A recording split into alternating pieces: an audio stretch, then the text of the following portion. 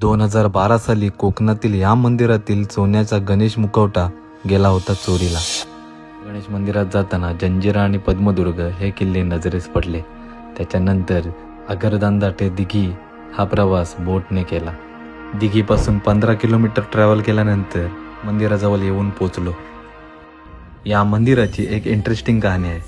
सन 1997 रोजी द्रौपदी धर्मा पाटील यांना एक तांब्याची पेटी सापडली व त्या तांब्याच्या पेटीमध्ये 1 किलो 325 ग्रॅम वजनाचा एक सोन्याचा मुखवटा व काही रत्ने सापडली। त्यानंतर त्या गावामध्ये एक मंदिर बनवण्यात आलं व त्याला नाव दिलं स्वर्ण गणेश मंदिर। त्यानंतर 2012 मध्ये तो मुखवटा चोरीला गेला। गणरायाच्या कृपेने ते चोर सापडले, परंतु तो सोन्याचा मुखवटा चोरांनी वितलवला होता।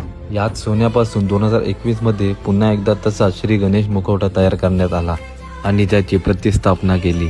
या मंदिराची माहिती तुम्हाला माहिती होती का हे नक्की सांगा आणि अशाच नवनवीन व्हिडिओ बघण्यासाठी फॉलो नक्की करा।